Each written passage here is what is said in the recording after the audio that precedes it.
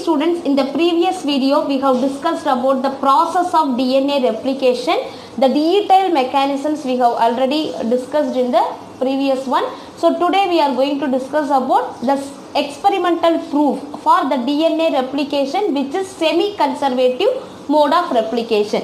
So already you know what is semi-conservative mode of replication. So once again we can take the quick recap on semi-conservative mode of DNA replication. For example, if you take, this is the DNA, parental DNA, one strand is 5'3', the other strand should be 3'5' direction, because both strands could be anti-parallel in direction. So both strands are held together by hydrogen bonds. So we have discussed the mechanism. So what is the overall process of DNA replication? The double stranded is broken into two single stranded DNA. So this is 5'3', this strand is 3'5'. So this parental strand is going to synthesize one new dotted strand. So this strand is going to synthesize the new strand in 5'3' direction. This strand is going to synthesize one strand in 5'3' direction. So if you take the both strand, one strand is parental strand, here also one strand is parental strand. So it is called a semi-conservative mode of replication. So they are conserving half of the character of their parental strand. So this is theoretically already proved by Watson and Crick, but later it was experimentally proved by Michelson and Stahl in E. coli 1958. So the semi-conservative mode of replication was experimentally proved by Matthew Michelson and Franklin Stahl in 1958 E. coli, in the bacteria Escherichia coli, E. coli. Okay, and the same thing also proved by Taylor in the plant Vixia faba in the same year 1958. On their chromosome it was experimentally proved. So now we are going to take the detailed mechanism of DNA replication, how they proved the DNA replication is semi-conservative. To perform this experiment, they used the bacteria, the name of the bacteria is E. coli, and they used heavy and light medium. So they used both medium, heavy and light medium, because heavy medium and light medium. For example, nitrogen 15. Nitrogen 15 is heavy nitrogen. So N15 labeled ammonium chloride. So this is the heavy medium. Then they used N14 labeled ammonium chloride. So the source is ammonium chloride. They used for nitrogen source ammonium chloride. One is having heavy nitrogen, the another one which is having light nitrogen. So they used two different type of nitrogen, and they used to create a density gradient centrifugation. So to create density gradient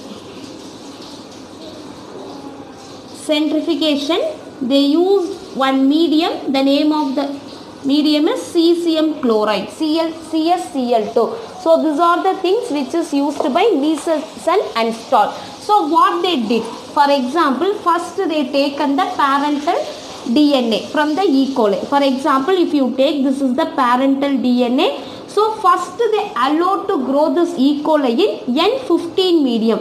So now both of the parental DNA of E. coli, which is having N15, because first this was allowed to grow in NH4Cl, but which is radio labeled with N15. So after, in the next generation, this DNA was allowed to grow in N14 medium. N14 means in light nitrogen.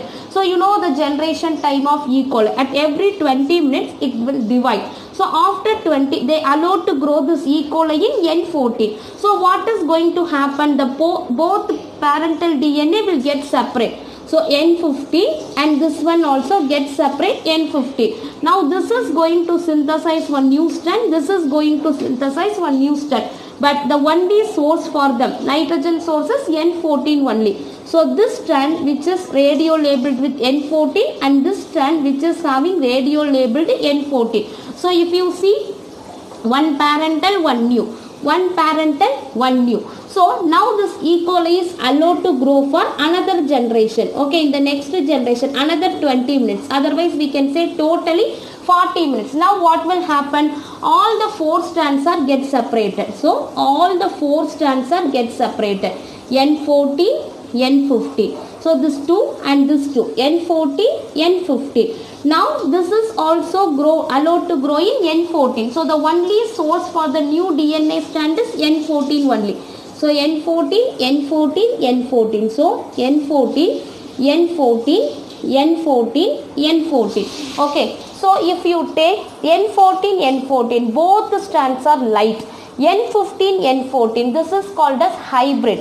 N14, N14, both the strands are light. And N15, N14, this is called as hybrid. Okay, this DNA strand. So hybrid DNA was observed. Okay, in this N14, N15, N14, N15. So hybrid DNA was observed. So what they did? In the next step, they created density gradient by using cesium chloride, CaCl2. So in the first strand, if you see both are parental DNA which is having N15, N15. So in the next 20 minutes, they allowed to grow in N14 medium.